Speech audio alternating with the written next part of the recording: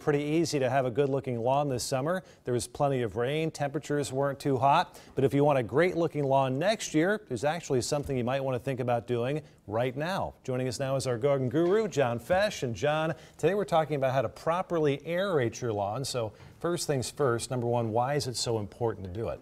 A lot of our lawns are compacted, Matt, and you know especially the newer developments, they scrape off all the good soil, and they're left with subsoil. Those need to be aerated and loosened up, and when you do that, you really help all the other operations that you're going to be doing in your lawn perform that much better. Yeah. What if they put down sod in one of those new neighborhoods? Because that's usually about the only time you see a new house with better looking lawn than, say, some of the older established homes, let's say in Dundee. They have great looking lawns. They've been around for 50, 60, 70 years. And then you have the new lawns that don't look so good unless they're sod. And those are good lawns. Those are good candidates to be aerating. Once they're rooted in well, so after a year or so, those would be good to do some aerating to help mix those soil layers so it's not just one on top of the other.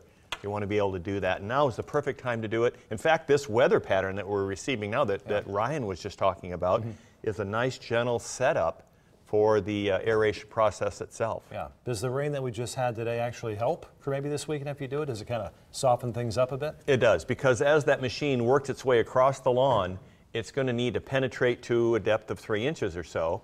And if it's solid, if it's really hard, it's not going to be able to do that. The machine just will kind of walk across the lawn. Right. And you know, we're starting to need a little bit of rain. We had a week without any, and so this is just perfect timing for both the roots and for the aeration process itself. Now, when you actually make the passes and the sweeps across the lawn, 3 times is key. It is. Once or twice, not quite enough. 4 times, you really don't get additional benefits. Why is 3 times kind of the sweet spot? Well, 3 is really good because that will really help to give you the number of plugs that you need per square foot or so. So really what you're looking for there is 1 across and then 2 the other way, and then the 3rd diagonally. It all depends on the density. And a lot of times if you have a machine that is going to give you, say, 12 to 15 holes per square foot, typically we only see that on a sports field or golf course or something like that. If you have one of those machines, 1 time across is fine. But most rental stores are going to have something that's more like 4 or 5 per square foot. So that's why you need to do 3 passes. Okay. Good deal. Excellent answer to that question. Now, after you're done with the 3 passes, you seed. You could. Okay. Can you reseed? That'd be an opportunity. There's still enough time left in the year to reseed. And what that does is help prep the lawn for that reseeding process.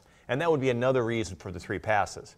Is because 1 pass across is just not adequate for reseeding purposes. And this would be a good weather pattern. I was looking at what Ryan was forecasting for next week.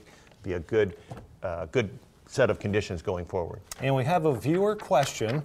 Jim Flowers in the house today. And he'd like something answered here. He kind of slid me the piece of paper. Grubs. What's the status? It's been pretty wet, and so far they're not showing up. Why?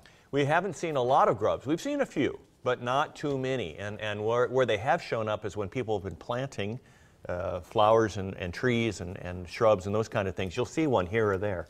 So at this point, unless you have, like in a square sheet of paper like the notes you have here, unless you have 5 or 6 grubs per square foot, really not a real serious problem. Good deal. So, but if you do, then right now is a good time to apply Dilox, and then the aeration helps to get that material down into the roots where they're feeding. Good deal. Jim, you hear that? I got it. All right. Jim's got it. John, thank you so much. You get bonus points today for answering the grub question on the fly.